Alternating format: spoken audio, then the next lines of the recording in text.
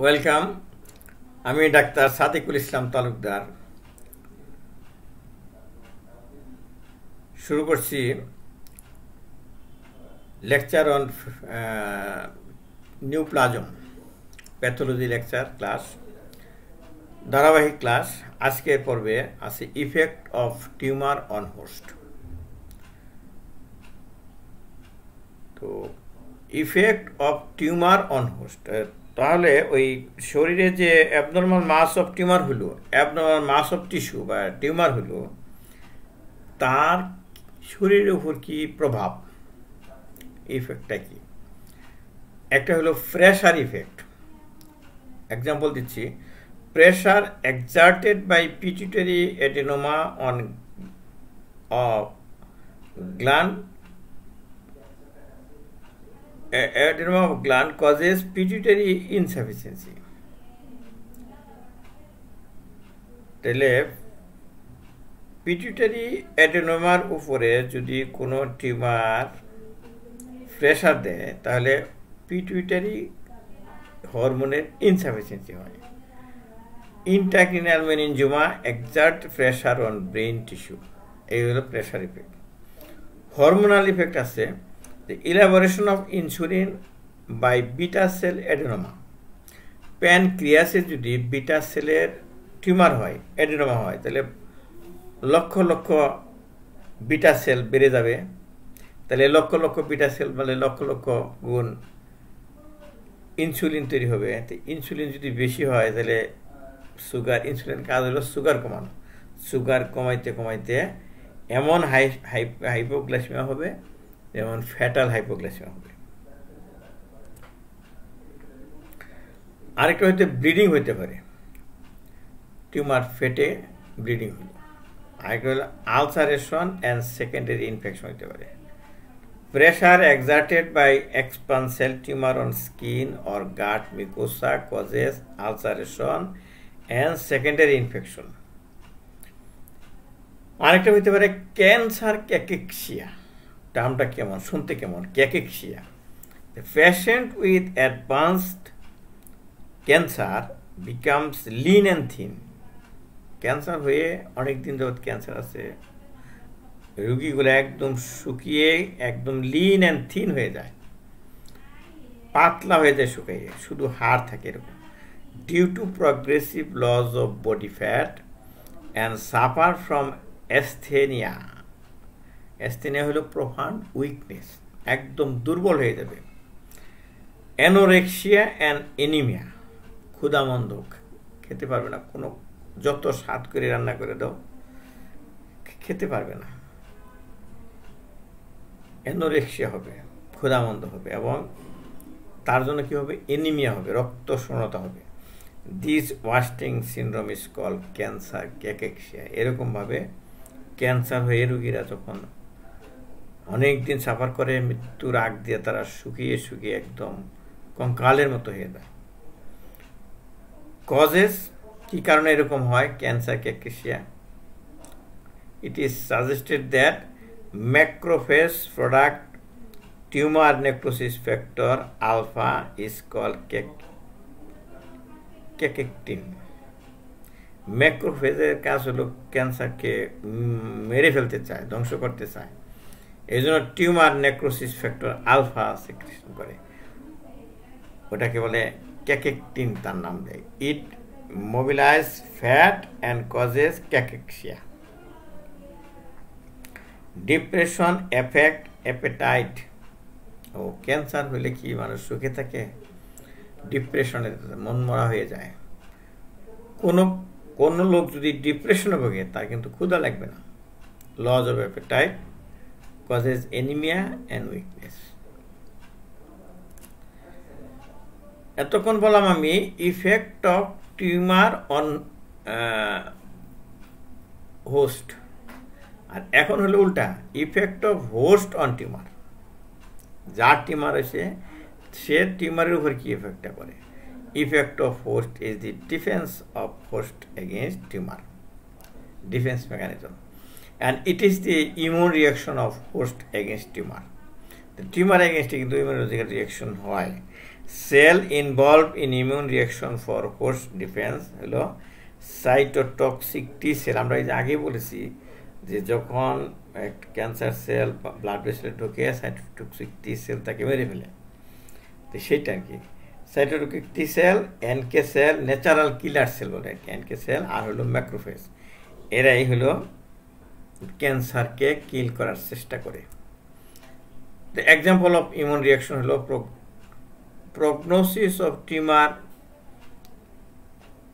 infiltrated with lymphocyte is better than tumor not infiltrated by lymphocytes. তো কোনো একটা টিউমারের মধ্যে যদি লিম্ফোসাইটের অনেক ইনফিল্ট্রেশন থাকে, ধরে নিতে হবে প্রগনোসিস ভালো। দেখা গেছে যে যেখানে লিম্ফোসাইট ইনফিল্ট্রেশন ওইটা ভালো, আর যেটা হয় নাই সেটা ভালো না। যেমন সেমিনোমা এবং ডিসজার্মিনোমা। সেমিনোমা হয় টেস্টিসে আর ডিসজার্মিনোমা হয় ওভারিতে। জার্ম সেল টিউমার দুইটাই প্রায় একই রকমই ফিচার মাইক্রোস্কোপিতে, সেখানে ওই লিম্ফোসাইটের প্রচুর ইনফিল্ট্রেশন থাকে, এদের প্রগনোসিস ভালো। তার মানে ইমিউনোলজিক্যাল রিয়াকশন হলে লিম্ফোসাইটিক ইনফিল্ট্রেশন হলে টিউমারের প্রগনোসিস ভালো। Cancer is more common in immunodeficient patient. এমনও দেখা গেছে যাদের ইমিউনোলজিক্যালি তারা ডিফিসিয়েন্ট তাদের মধ্যে ক্যান্সার দেখা দেয়, এবং কি ওই যে HIV ভাইরাস ইনফেকশনে এইডস রোগে কিন্তু ক্যাফোসিস সার্কোমা হয়। This explain immune reaction of host against tumour. এখন আরেকটা জিনিস আসতেছে, নতুন জিনিস, শর্ট নোট আসে পরীক্ষায়, খুব ইন্টারেস্টিং জিনিস, প্যারানিউপ্লাস্টিক syndrome. Syndrome of symptom complexes seen in about 10% of cancer-bearing patients that cannot readily be explained either due to elaboration of hormone by the tumor or due to local spread or distant metastasis is called paraneoplastic syndrome. Cancer হয়েছে তার তো symptom হবেই, কিন্তু কিছু complex of symptom হইল, কিন্তু সেটা ওই প্রেশার ইফেক্টও না ক্যান্সারের, ক্যান্সার থেকে যে হরমোন সিক্রেশন হইতেছে সেটাও না, যেটা হওয়ার কথা, প্রেশার ইফেক্টও না, কিন্তু তার কিছু সিমটম হচ্ছে। এই যে that can not readily be explain either due to elaboration of hormone by the tumour or due to local spread or distance metastasis is called paraneoplastic syndrome. Importance হলো কি, before diagnosis of tumor it may be the first manifestation. Cancer আছে কিনা জানি না, কিন্তু দেখা গেল তার প্যারানিওপ্লাস্টিক সিন্ড্রোম হলো, সিগন্যাল দিল তার ক্যান্সার থাকতে পারে। Syndrome seen after diagnosis of cancer suggests distant metastasis. এটা একটা ইম্পর্টেন্স অফ প্যারানিওপ্লাস্টিক সিন্ড্রোম। সিন্ড্রোমগুলো কি কি? যেমন সাডেন ফ্লাশিং, হঠাৎ করে শরীর গরম হয়ে যায়, সারা শরীর গরম হয়ে গেল, মানে মুখ টোক মাথা, অনেকে বলে চান্দি চলে, কান নাক দেওয়া বাতাস বেরোয়, গরম বাতাস, এটাকে বলে ফ্লাশিং, সাডেন ফ্লাশিং হঠাৎ করে। আর আরেকটা আছে পালপিটেশন, হঠাৎ করে বুক ধরপড় করতেছে। আবার আরেকটা আছে হাইপার টেনশন, হঠাৎ করে ব্লাড প্রেশার বেড়ে গেল। আবার হঠাৎ করে ওয়াটারি ডায়রিয়া হইল, হঠাৎ করে বমি হলো। এই যে এগুলো হলো প্যারানিওপ্লাস্টিক সিন্ড্রোমের কম্পোনেন্ট। প্যারানিওপ্লাস্টিক সিন্ড্রোমের কিছু এক্সাম্পল দিতেছি, যেমন কুশিং সিন্ড্রোম। সিন্ড্রোম হলো কুশিং সিন্ড্রোম, কারণ হলো এসিটিএইচ হরমোন। হ্যাঁ, ক্যান্সার হয় রোড সেল কার্সিনোমা, ওই type of small cell carcinoma of lung. এই সেলে করে কি এই ক্যান্সার হওয়ার জন্য কুশিং সিন্ড্রোম হয়। আর কার্সিনয়েড সিন্ড্রোম হয় সিরোটোনিনের জন্য, serotonin hormone, carcinoid of appendix, lung, এই সমস্ত কেসে হয়। পলিসাইথিমিয়াও হয়, পলিসাইথিমিয়া তো ইউরেথ্রোপয়েটিন হরমোনের জন্যই হয়, এটা হলো রেনাল সেল কার্সিনোমা হয়। হাইপোনেট্রিমিয়া, সোডিয়াম কমে যায় ব্লাডে, এডিএইচ অর এডিএইচ লাইক সাবস্টেন্সের জন্য হয়, সিক্রেটেড বাই বঙ্কোজেনিক কার্সিনোমা। আর হাইপোগ্লাইসিমিয়া হয় ইনসুলিন লাইক সাবস্টেন্স, ফাইব্রোসার্কোমা হয়েছে ফাইব্রোসার্কোমা তো ফাইব্রাস টিস্যু তো এই ইনসুলিন লাইক সাবস্টেন্স তৈরি করার কথা না, কিন্তু এখানে করে ফেলছে। এটা হলো প্যারানিওপ্লাস্টিক সিনড্রোম। তো এরপরে আসতেছে ল্যাবরেটরি ডায়াগনোসিস অফ নিউপ্লাজম। তো ল্যাবরেটরি ডায়াগনোসিস জন্য কিছু আছে সাপোর্টিভ ইনভেস্টিগেশন, আর কিছু আছে টিউমার ডায়াগনোসিস করার জন্য। তো ল্যাবরেটরিতে এই পরীক্ষাগুলো করা হয়, যেহেতু প্যাথোলজিটা হলো ল্যাবরেটরি ওরিয়েন্টেড, প্যাথোলজি পরীক্ষা করা হয় ল্যাবরেটরিতে, প্যাথোলজি ডিপার্টমেন্টে প্যাথোলজি টিচাররা করে। তো তারা কি করে, হিমোগ্লোবিন দেখে। হিমোগ্লোবিন কেন দেখে? পেশেন্টের সাধারণত এনিমিয়া হয়, এই জন্য দেখে। কিন্তু ক্যান্সার কিন্তু ধরা গেল না। এনিমিয়া যখন আছে তো ক্যান্সার থাকতে পারে। ইএসআর এটা হাই হয়, কিন্তু এটা এই শুধু এই ক্যান্সার হবে তা না, অন্যান্য ডিজিজও হয়, তো এটা করা হয়। এখন স্পেসিফিক টেস্ট হলো ছোট্টখাটো টেস্টের মধ্যে আছে সাইটোপ্যাথোলজি, আর বড় পরীক্ষা হলো হিস্টোপ্যাথোলজি। তো সাইটোপ্যাথোলজিতে এফএনএসিটা হলো মূলত এখন প্র্যাকটিস করা হয় বেশি। যেমন ফাইন নিডেল অ্যাসপিরেশন সাইটোলজি বা এফএনএসি কোন কোন জায়গায় করা হয়? এনি অ্যাবনর্মাল পালপেবল মাস, শরীরে কোথাও অ্যাবনর্মাল একটা মাস হলো পালপেবল, সুই দিয়ে এক ফোঁটা ম্যাটেরিয়াল, আমি বলি কি গুরুগিরে বলি এক সুই পরিমাণ ম্যাটেরিয়াল নেব। তো তোমাদের বলতেছি যে সুইয়ের মধ্যে এক স্যাম্পল নেব, কিছু সেল টিস্যু থেকে কিছু পরিমাণ, এক সুই পরিমাণ সেল নিয়ে পরীক্ষা করব। Any abnormal mass palpable mass, lymphadenopathy, abdominal mass, thyroid swelling, consolidation of lung, space occupying lesion of liver, SOL লিভারে। তাই লিভারের এসওএল আমরা কীভাবে দেখি? আমরা আলট্রাসোনোগ্রাফি করে দেখলাম একটা এসওএল আছে, তাহলে এফএনসি করতে হবে, fine needle aspiration cytology. X ray করে দেখা গেলো লাংসে একটা শ্যাডো আছে, কনসলিডেশন, তাহলে এখান থেকে এফএনসি করতে হবে। থাইরয়েড নোডুল হাতে বাজলো, এখানে এফএনসি করতে হবে। অ্যাবডোমিনাল মাস আলট্রাসোনোগ্রাফিতে হোক আর হাতে বাজুক, এফএনসি করতে হবে। তবে এই লাংস এবং লিভারে এবং অ্যাবডোমিনাল মাসে কিন্তু এরকম আন্দাজি এফএনসি করা যাবে না, ইমেজ গাইডেড করতে হবে। ইমেজ গাইড যদি হাতের কাছে থাকে আলট্রাসোনোগ্রাফি মেশিন, তাহলে আলট্রাসোনোগ্রাফি মেশিন দিয়ে দেখে গাইড হবে, তারপরে সুই ঢোকানো হবে। আর যেখানে ফ্যাসিলিটি আছে সেখানে লাংসের বেলায় করতে হবে কি সিটি গাইডেড এফএনসি করতে হবে। অ্যাব্রাশন সাইটোলজি অর স্ক্র্যাপিং সাইটোলজি, এখানে একটা এ কম পড়েছে, আমি দেখাচ্ছি আগে স্লাইড, এটা বানানটা ঠিক করে দেই। স্ক্র্যাপিং এ লাগাই দিই একটা, স্ক্র্যাপিং সাইটোলজি সেভ করে নেই, রান করি। তো স্ক্র্যাপিং হলো ওই কোনো একটা ধারালো চাকু দিয়ে বা ওই ধারালো চামচের মতো দিয়ে এইরকমভাবে এই স্ক্র্যাপ করা। তো সেটা কাঠের হইতে পারে, মেটালিক হইতে পারে, তো সাধারণত কাঠের ব্যবহার করা হয়। আয়ার স্পেসুলা নামে একটা স্পেসুলা আছে, চামচের মতো দুদিকেই থাকে। ওই সার্ভিক্সের যে একটোসার্ভিক্স এন্ডোসার্ভিক রিজনে একটা ঘুরান দিলে 360 ডিগ্রি ঘুরাইলে সেলের স্যাম্পল আসে, সেটাকে বলে পেপ স্মিয়ার। তো এটা একটা স্ক্র্যাপিং সাইটোলজির example. Ulcer in tongue, cheek, skin, এখান থেকে স্ক্র্যাপিং করে নেওয়া হয়। আরেকটা আছে এক্সফোলিয়েটিভ সাইটোলজি, যেমন এটা কোনো এই কিছু দিয়ে নেওয়া হচ্ছে না, এটা এমনি স্পন্টেনিয়াসলি ঝরে পড়ছে ক্যান্সার সেল থেকে, বিশেষ করে যেমন ascitic fluid, pleural fluid, pericardial fluid, synovial fluid, CSF, sputum, urine, এগুলি তো এইগুলি এমনি এমনি ঝরে পড়ছে, কোনো স্ক্র্যাপিং করতে হয় না, কিছু না, জোরে পরে এর যে পানি আছে, ফ্লুইড আছে, এর মধ্যে ভাসতেছে। এই ফ্লুইড পরীক্ষা করে আমরা যেটা দেখব সেটা হলো এক্সফোলিয়েটিভ সাইটোলজি। আর হলো ব্রাশ সাইটোলজি।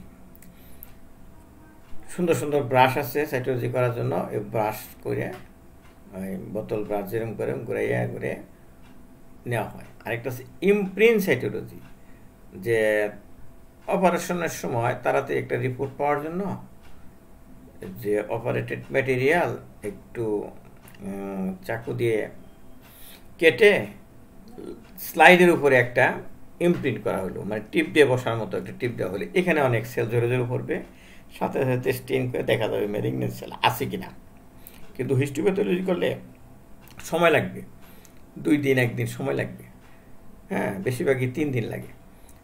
আরেকটা আছে ক্রাশ সাইটোলজি, যখন এখানে কাটাও যাবে না কিন্তু ফ্রাইবেল টিস্যু, তখন কি করা হবে, তখন এরকম স্লাইডের উপরে ক্রাশ করে ওই সেল দেখা হবে, ক্রাশ সাইটোলজি।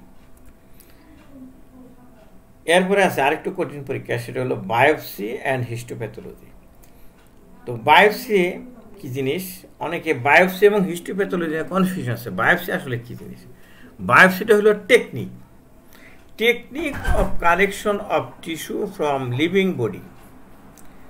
লিভিং বডি থেকে স্যাম্পল নেওয়া, technique of collection of tissue from living body for histopathological examination is called biopsy. তাহলে বায়োপসিটা হবে যে লিভিং বডি থেকে স্যাম্পল নেওয়াকে কিন্তু বায়োপসি বলে, মৃত বডি থেকে নিলে হবে না, তাহলে ওইটা হবে autopsy. Tissue is collected from dead body is call autopsy. পার্থক্য আছে, লিভিং বডি থেকে লিশন থেকে নিতে হবে, সেটা হলো বায়োপসি। কেন নিতে হবে? For histopathological examination. হিস্টোপ্যাথোলজি কী জিনিস? স্লাইড তৈরি করে মাইক্রোস্কোপ দিয়ে দেখে যে রিপোর্ট লেখা হবে সেটা হলো হিস্টোপ্যাথোলজি। কিন্তু বায়োপসিটা হলো তার আগে কালেকশন করার টেকনিকটা। বায়োপসি কে করে? বায়োপসি করে আসলে সার্জন করে, সাধারণত গাইনোকোলজিস্ট করে, ইএনটি বিশেষজ্ঞ এরাই করে। আর হিস্টোপ্যাথোলজি করে হিস্টোপ্যাথোলজিস্ট, প্যাথোলজির লোক সে। আমাদের দেশে ওই MPhil pathology, FCPS pathology, MD pathology, PhD pathology এরাই হলো হিস্টোপ্যাথোলজিস্ট। তো তারাই করবে histopathology. Preservative used for biopsy material, তো ওটা কাটার পরে এটা কিন্তু রেখে দিলে পচে যাবে, এটাকে বলে অটোলাইসিস। তো যাতে অটোলাইসিস না হয় রাখতে হবে প্রিজারভেটিভে। প্রিজারভেটিভ হলো 10% ফরমালিন, ওয়াইডলি সারা বিশ্বে ব্যবহার করে। জিনিসটা সস্তা থাকলেও এটা খুবই উপকারী জিনিস। ইথাইল অ্যালকোহল, ক্লোরোফর্ম এটাও ব্যবহার করা হয় বিশেষ বিশেষ ক্ষেত্রে। Without preservative tissue become autolysed. Histopathological examination is done by microscopic examination of hematoxylin using stain slide prepared from formalin fixed paraffin embedded tissue block. এই যে প্যারাফিন embedded tissue block কিভাবে তৈরি করা হয়, এটা তোমাদের জন্য আমি আলাদা একটা ক্লাস নেব, তার নাম থাকবে টিস্যু প্রসেসিং। তোমরা ওইটা খুবই ইন্টারেস্টিং ক্লাস। টিস্যু প্রসেসিংটা আসলে প্র্যাকটিক্যাল কাজ, ওটা আমি এই লেকচার ক্লাসে দেবো না, ওটা দেব প্র্যাকটিক্যাল হিসাবেই টিউটোরিয়াল। তো প্র্যাকটিক্যাল করার জন্য টিউটোরিয়াল, তো সেখানে তোমরা খেয়াল রাখবা ওই চ্যাপ্টারের নাম থাকবে টিস্যু প্রসেসিং। ওইখানে আমি কিভাবে টিস্যু প্রসেস করে করে স্লাইড তৈরি করা হয় এবং কিভাবে স্টেন করা হয় এবং কিভাবে দেখা হয়, কিভাবে রিপোর্ট লেখা হয়, এইগুলি আমার টিস্যু প্রসেসিং ক্লাসে তোমরা ফলো করবে। তো এখন টিউমার ডায়াগনোসিস করার জন্য একটা বললাম যে সাইটোপ্যাথোলজি, আরেকটা বললাম হিস্টোপ্যাথোলজি, আর আছে টিউমার মার্কার। এটা কি? Biological indicator secreted by tumour is called tumour marker. Tumour cell যে সাবস্টেন্স সিক্রেট করবে ওইটা হলো টিউমার মার্কার। তো ওটা থাকলে আমরা বুঝবো তার টিউমার আছে। তো এর মধ্যে আছে যেমন এক্সাম্পল দিই, টিউমার অ্যান্টিজেন আছে, অ্যান্টিজেন সেগুলো protein. Tumour specific antigen, tumour associated antigen এভাবে ভাগ করা হয়েছে। আর কতগুলো আছে আইসোএনজাইমিক, কতগুলো আছে হরমোন। টিউমার স্পেসিফিক অ্যান্টিজেন যেমন prostate specific antigen in prostate cancer, CA-125 in ovarian cancer, CA-155-3 in breast cancer. এই সমস্ত ক্যান্সারে এগুলা সিক্রেশন করে এবং এগুলি কিন্তু রক্ত পরীক্ষা করিয়া এই স্পেসিফিক অ্যান্টিজেনগুলো দেখা হয়। রক্ত পরীক্ষা করলেই কিন্তু ক্যান্সার হয়েছে ওভারিতে, পরীক্ষা ব্রেস্টে পরীক্ষা করলে তুমি এই ব্লাডে এগুলি পাওয়া যায় মার্কারগুলো। টিউমার অ্যাসোসিয়েটেড অ্যান্টিজেন হলো অনকোফিটার অ্যান্টিজেন, যেমন carcinoembryonic antigen CEA, carcinoembryonic antigen in carcinoma of the colon, liver, stomach, pancreas. Colon, liver, stomach, pancreas এইগুলি হলো কার্সিনোএমব্রায়োনিক অ্যান্টিজেন এবং এইগুলি ডিটেক্ট করা হয় কোলন, লিভার, স্টোমাক ক্যান্সার সন্দেহ হইলে। এটা কিন্তু রোগ ডায়াগনোসিস করার জন্য না, সন্দেহ দূর করার জন্য। আলফা ফিটোপ্রোটিন সিক্রেটেড হয় হেপাটোসেলুলার কার্সিনোমাতে এবং ইয়ক্সেক টিউমারে। আইসোএনজাইম যেমন প্রোস্টেটিক অ্যাসিড ফসফেটেস, এটা isoenzyme. It is an isoenzyme produced by both normal and malignant prostatic epithelium. It is elevated when prostate cancer extend beyond the capsule or metastatic metastasized. Normal প্রোস্টেটও কিন্তু এই isoenzyme prostatic acid phosphatase secretion করে, কিন্তু কম। যখন cancer হইয়া capsule invasion করে অথবা metastasis হয় তখন বেশি হয়, লেভেল বেড়ে গেলেই cancer. Non hormone human chorionic gonadotropin HCG secreted by trophoblastic tumour, choriocarcinoma যখন হয়, তারপরে ওই গ্রাফস লাইফ যেটা হাইড্রাটিটিফর্ম মোল ওই সময়ও বেড়ে যায়। এটা ইউরিনেও ডিটেক্ট করা যায়, ব্লাডেও বেড়ে যায়, বিটা HCG। আর আছে ইমিউনোহিস্টোকেমিস্ট্রি, এটা রুটিনলি করা হয় না, এটা বিশেষ ক্ষেত্রে যখন ক্যান্সার ডায়াগনোসিস করতে জটিলতা দেখা দেয় তখন, অথবা ডায়াগনোসিস করার পরে ক্লাসিফিকেশন রিফাইন করার জন্য ইমিউনোহিস্টোকেমিস্ট্রি করা হয়। ইমিউনোহিস্টোকেমিস্ট্রি করা হবে ওই টিস্যু থেকেও করা যায়, এই ডাইরেক্ট টিস্যু নিয়ে, অথবা ওই হিস্টোপ্যাথোলজি করার সময় যে প্যারাফিন এমবেডেড টিস্যু ব্লক থাকে ওই ব্লক থেকেও নিয়েও ইমিউনোহিস্টোকেমিস্ট্রি করা হয়। এখানে অ্যান্টিজেন অ্যান্টিবডি রিয়াকশন করা হয়, অ্যান্টিজেন দেখা হয় অথবা অ্যান্টিবডি দেখা হয় ওই যে সমস্ত মার্কার আছে সেই মার্কার দেখার জন্য। যেমন diagnosis of undifferentiated malignant tumour is difficult by HN stain such as carcinoma, sarcoma, lymphoma, melanoma. এই কোন টাইপের এটা বলতে সমস্যা হয় তখন এই ইমিউনোহিস্টোমি করা হয়। কার্সিনোমা হবে না সার্কোমা হবে না লিম্ফোমা হবে, সেলগুলো ছোট স্মল রাউন্ড সেল টিউমার, তখন আইডেন্টিফাই করার জন্য, রিফাইন করার জন্য তোমার লাগবে ইমিউনোহিস্টোকেমিস্ট্রি।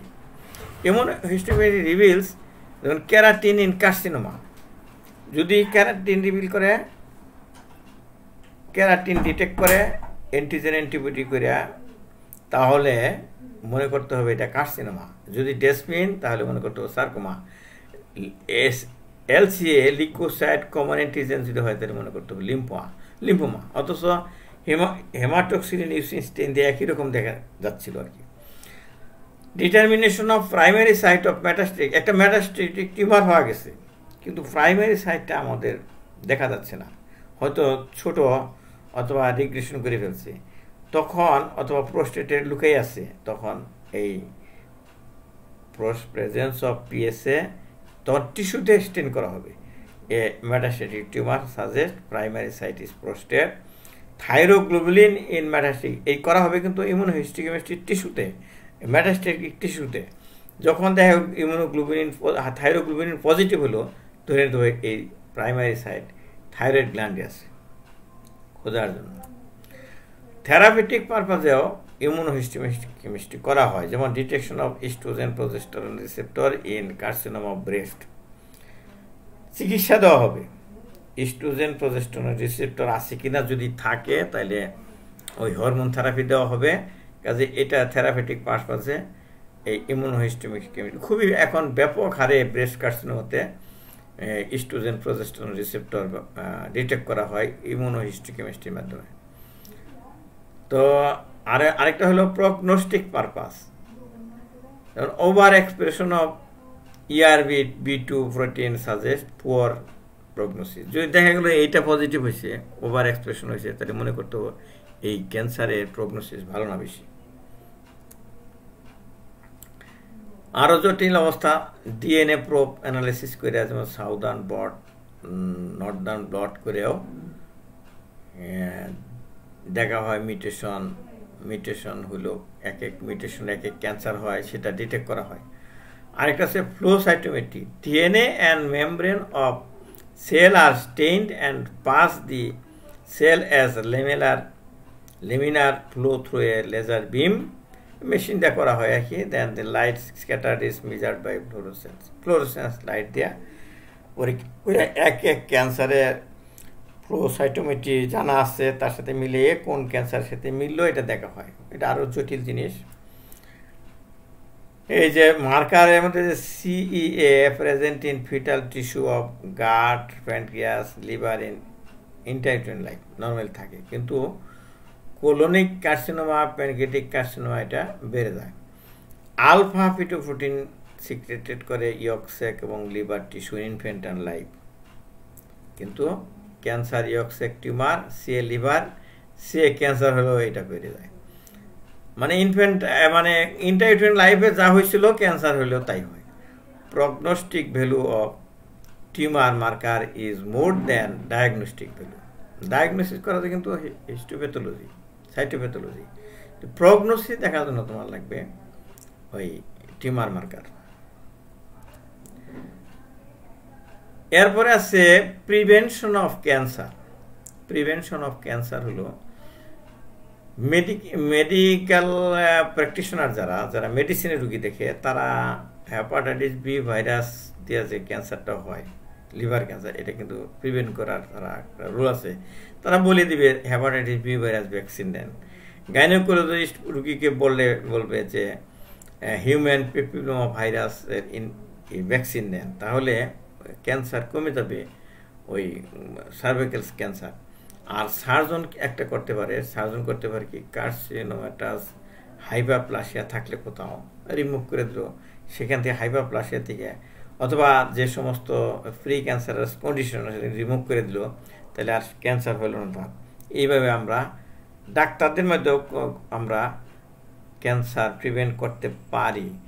তারপরে ক্যান্সার যে সমস্ত কারণে হয়, এই যে কার্সিনোজেনিক এজেন্টের যাতে এক্সপোজ না হয় সেজন্য আমাদের সতর্ক থাকতে হবে। ভেজাল খাবার কম খেতে হবে, আর ওই যে এনভায়রনমেন্টাল পলিউশনে যে যাওয়া যাবে না। তো এই সমস্ত করে আমরা ক্যান্সার প্রিভেন্ট করতে পারি।